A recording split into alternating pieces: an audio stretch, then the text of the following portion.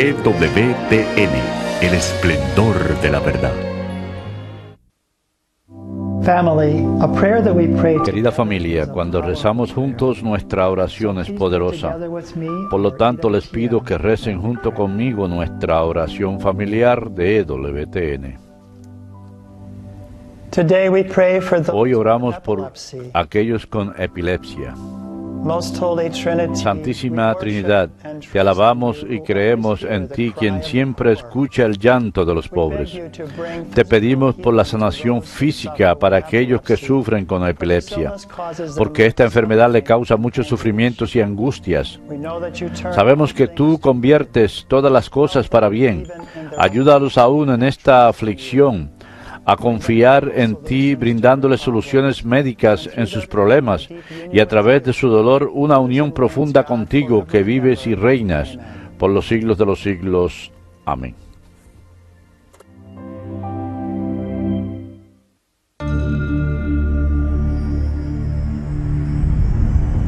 Behold the Lamb of God, who takes away the sins of the world. Take this, all of you, and eat of it, for this is my body, which will be given up for you.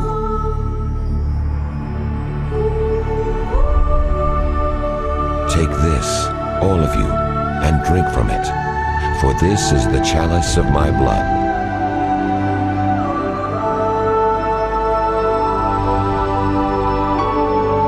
Do this in memory of me.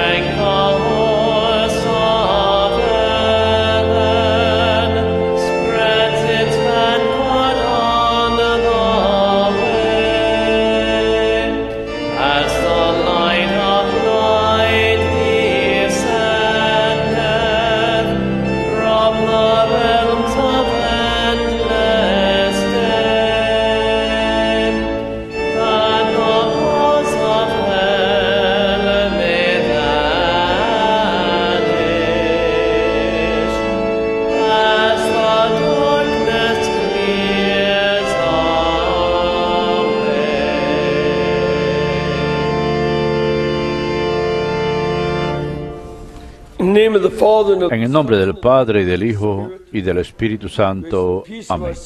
La gracia y la paz de nuestro Dios y de Jesucristo el Señor esté con todos ustedes y con tu espíritu.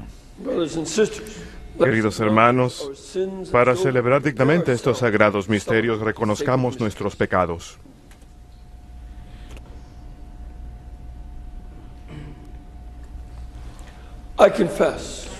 Yo confieso ante Dios Todopoderoso y ante ustedes, hermanos, que he pecado mucho, de pensamiento, palabra, obra y omisión. Por mi culpa, por mi culpa, por mi gran culpa. Por eso ruego a Santa María, siempre Virgen, a los ángeles, a los santos y a ustedes, hermanos, que intercedan por mí ante Dios, nuestro Señor. Dios Todopoderoso tenga misericordia de nosotros, perdone nuestros pecados y nos lleve a la vida eterna.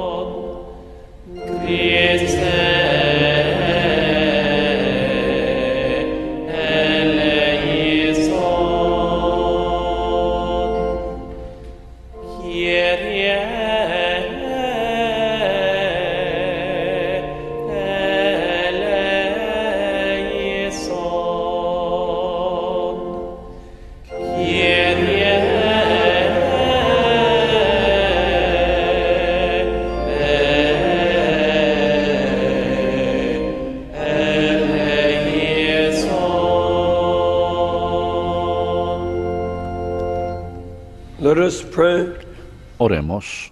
Oh Dios, que cuidas a tu pueblo con misericordia y lo gobiernas con amor, concede el don de sabiduría por intercesión del Papa San Gregorio Magno, a quienes confiaste la misión del gobierno en tu Iglesia, para que el progreso de los fieles sea el gozo eterno de sus pastores. Te lo pedimos por nuestro Señor Jesucristo, tu Hijo, que contigo vive y reina en la unidad del Espíritu Santo y es Dios por los siglos de los siglos. Amén.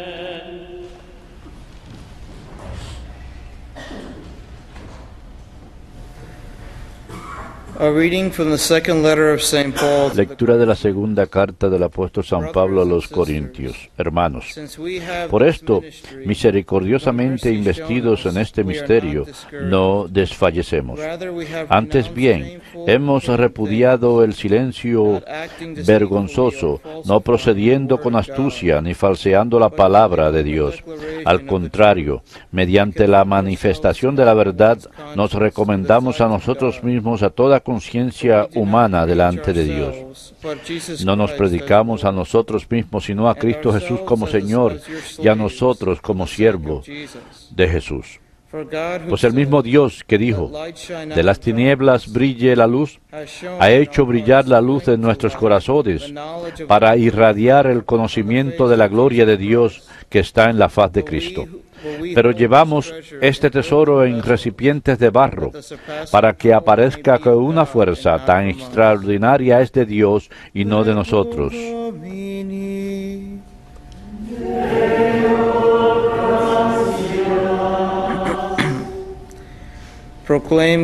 Cuenten las maravillas del Señor a todas las naciones.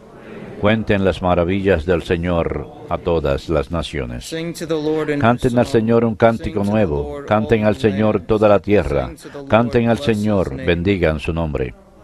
Cuenten las maravillas del Señor a todas las naciones. Proclamen día tras día su victoria. Cuenten a los pueblos su gloria, sus maravillas a todas las naciones. Cuenten las maravillas del Señor a todas las naciones.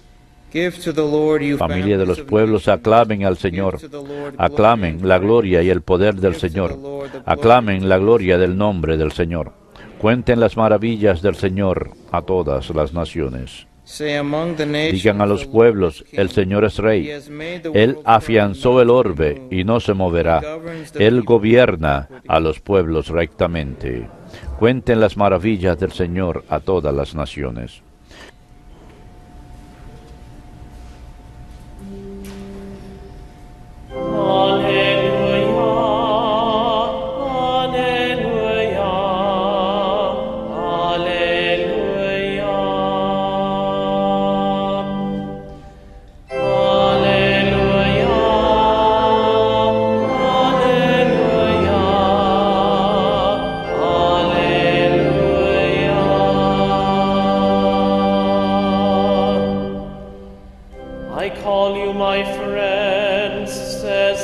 Yo los llamo amigos míos, dice el Señor, pues yo les he dado a conocer a ustedes todo lo que el Padre me ha dicho a mí.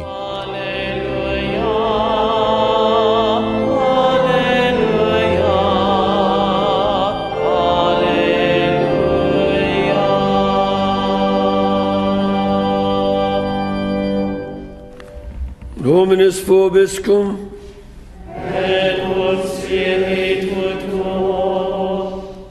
Lectio Sancti Evangelii secundum Lucam.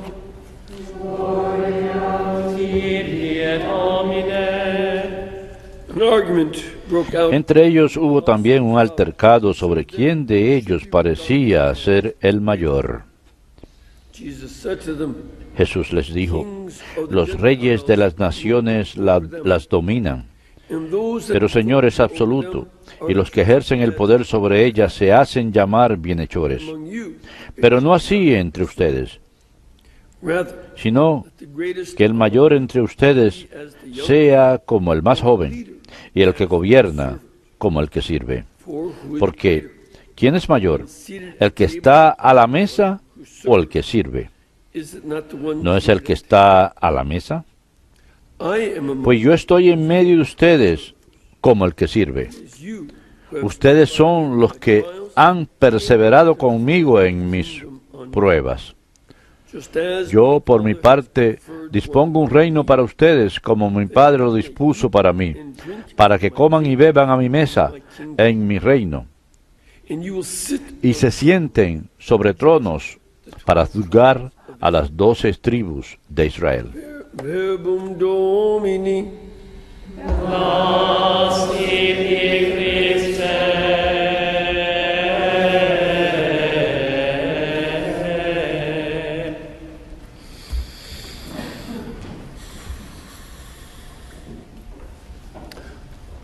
Today is the feast of the great. Hoy es la festividad del gran San Gregorio. He is the last. Él es el último de los padres latinos de la Iglesia. Un nuevo periodo da inicio después de él. Pero él se vuelve uno de los más influyentes de los santos durante los siguientes siglos, por un número de razones. Primero, siempre tenemos que echar un vistazo a la vida de alguien y la forma en que los diferentes elementos de su vida le ayudaron a convertirse en quien es. Pues en su vida pasó por 4 etapas básicas. Primero, nació dentro de una familia muy antigua y noble en Roma. Vivían en una villa, pero era una villa que mantenían entre las ruinas de casi todas las demás villas y palacios.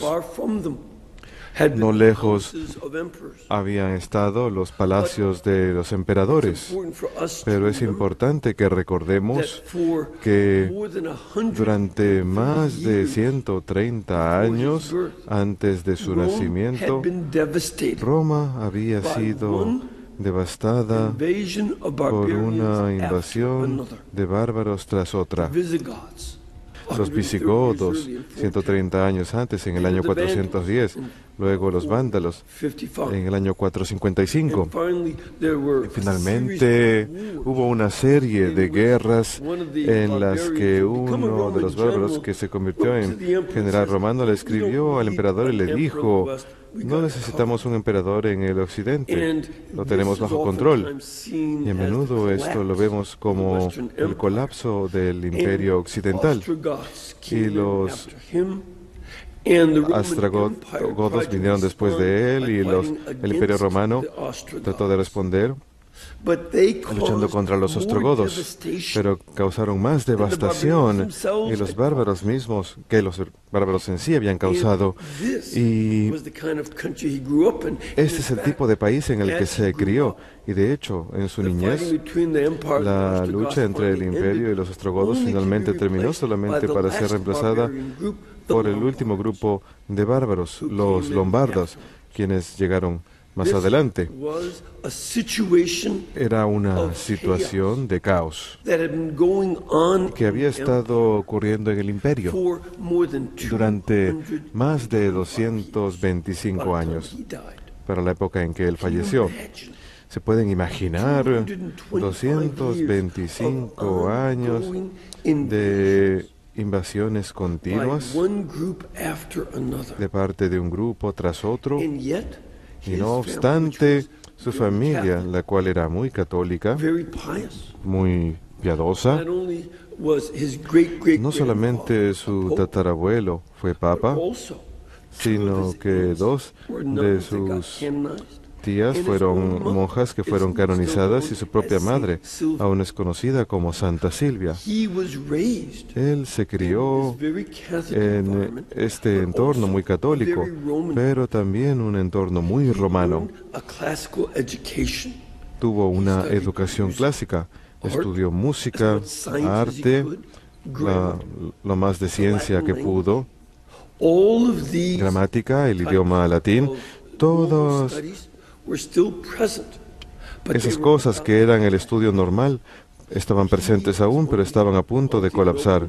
Pero él fue uno de aquellos nobles ricos que fue privilegiado y pudo recibir esa educación, y para cuando llegó a ser un joven adulto, llegó a ser prefecto de Roma. Es el equivalente de un alcalde. No votaban, por supuesto, en elecciones, pero llegó a ser una especie de alcalde, y él administraba esta escena caótica.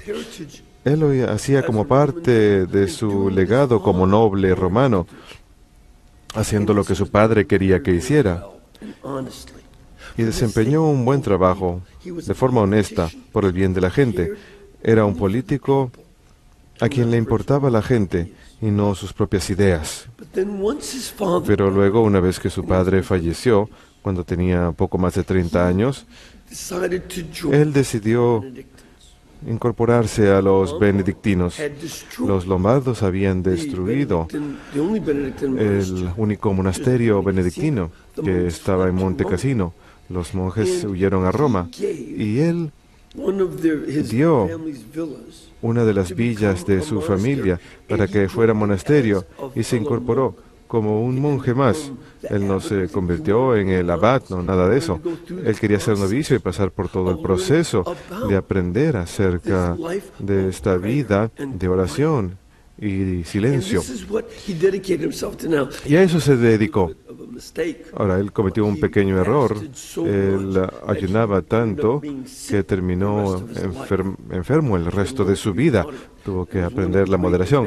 Es una de las grandes ventajas de la regla de San Benedicto, ser más moderado. Él estaba imitando a algunos de los héroes de los que había leído, pero los benedictinos le enseñaron a ser un poquito más sensato para que pudiera hacer esto a largo plazo, a la vez que pudiera ayunar y abstenerse y orar. Y este periodo de vida interior, de llegar a conocer a Cristo, de ver a Cristo, de conocerlo en las Escrituras, en la liturgia de las horas, todo este encuentro con Cristo es lo que le dio toda una nueva perspectiva. Su pasado como noble romano era algo bueno, fue una buena preparación humana, pero Cristo le concedió toda una nueva perspectiva en todo, incluyendo el caos que había a su alrededor. No obstante, el Papa Pelagio VI se dio cuenta de el talento que tenía y lo hizo diácono. En aquella época, los diáconos en Roma eran los precursores de los cardenales. Casi Principalmente los papas eran elegidos de entre los diáconos. Y esta era la forma de decir del Papa: vamos a ver lo que este tipo es capaz de hacer, tal vez pueda ser mi sucesor. Así que estuvo a cargo de cuidar de los pobres. Roma estaba devastada. Traten de imaginarse algunas de las ciudades que vemos hoy en día, devastadas por las guerras en Siria e Irak. Piensen en Irdu y cómo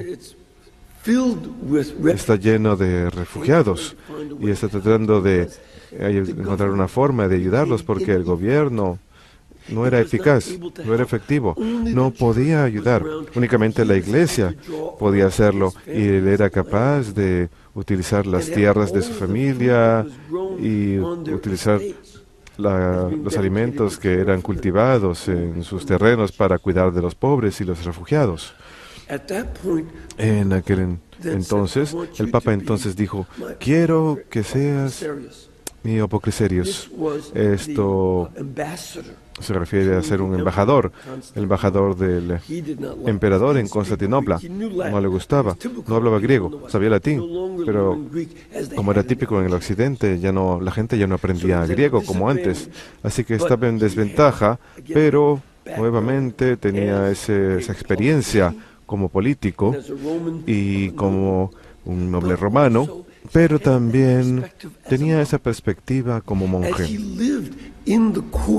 Al haber vivido en la corte del emperador, él también fue capaz de mirar a la forma en la que muchas personas en la iglesia, muchos sacerdotes y obispos y diáconos, estaban tratando de acercarse a las fuentes de poder político para tener ventajas. Constantinopla no había sido invadida por los bárbaros. Era extremadamente segura, era extremadamente lujosa y rica.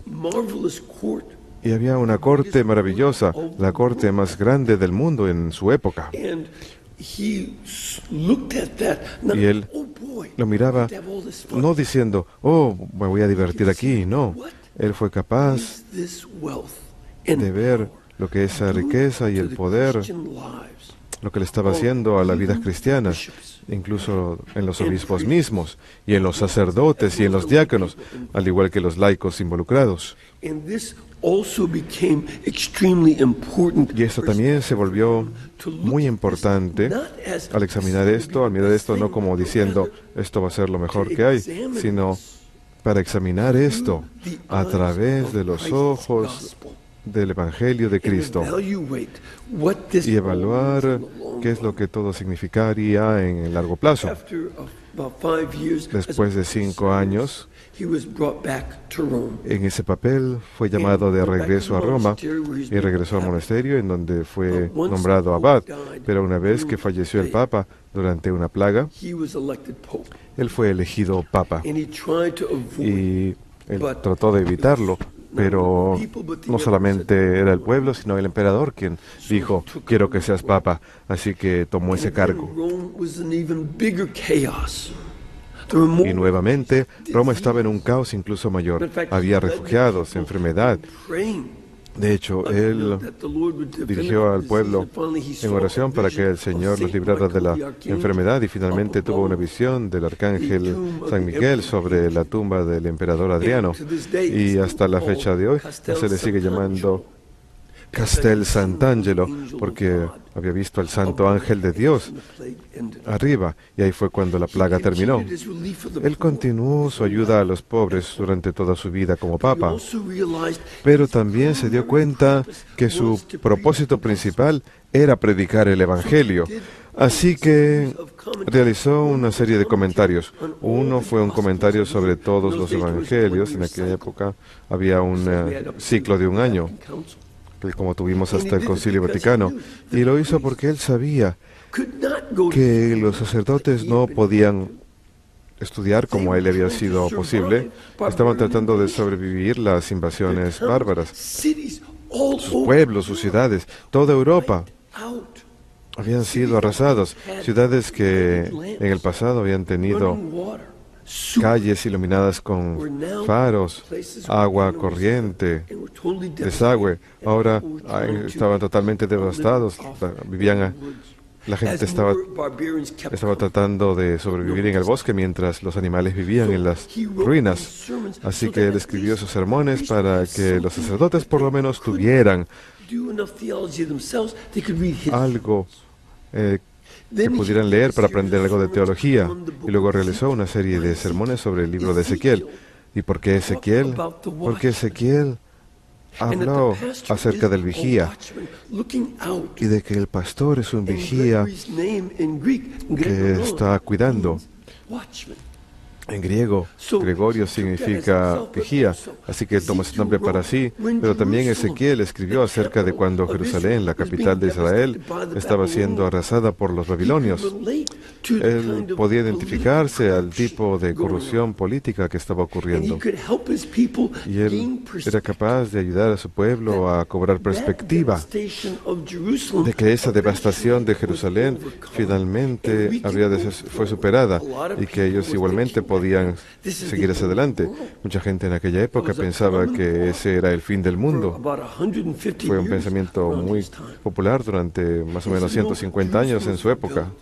Pero él dijo, no, Jerusalén fue reconstruida y nosotros tenemos que seguir adelante como si fuera lo mismo.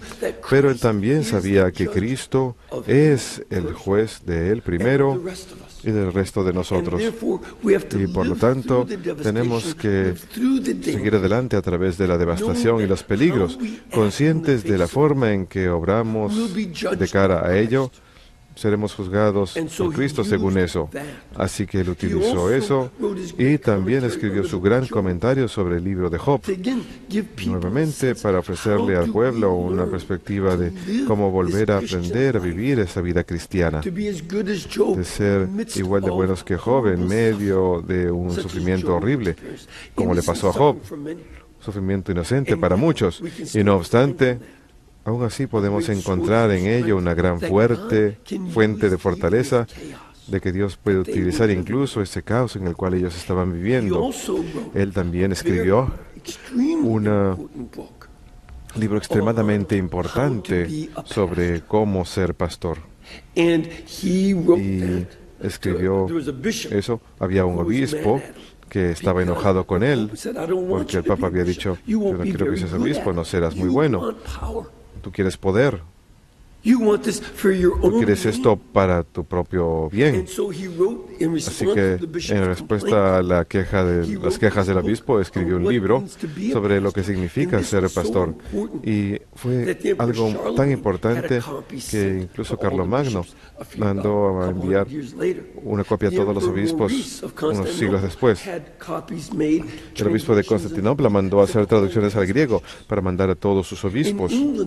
En Inglaterra lo tradujeron al antiguo inglés y lo mandaron a todos los obispos ahí, porque advertía a los pastores, Jesús nos llama a ser buenos pastores y apacentar sus ovejas. No podemos vivir en una forma que sea inmoral, porque somos como esos pastores que beben el agua pura de Cristo y luego ensuciamos esa agua para los demás con nuestro mal ejemplo.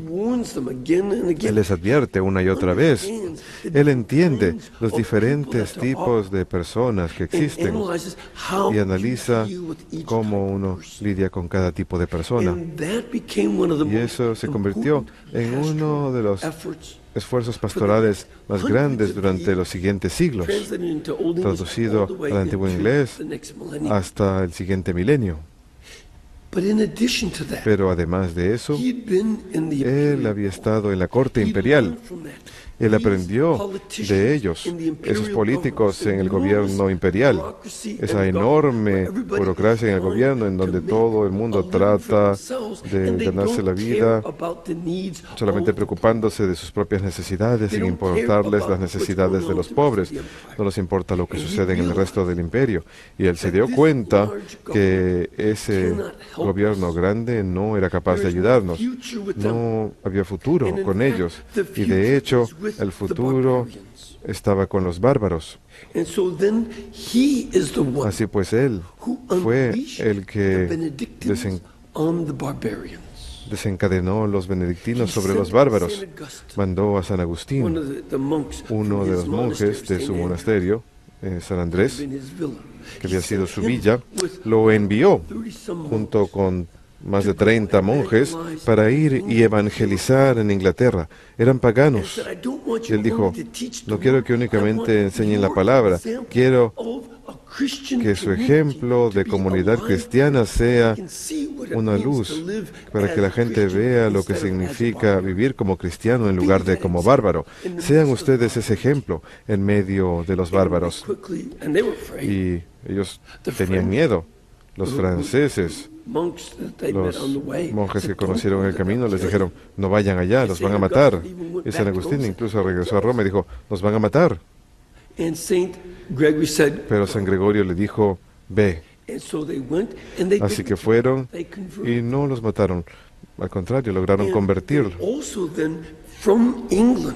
Y después de Inglaterra empezaron a enviar monjes junto con los irlandeses a toda Europa. Y fue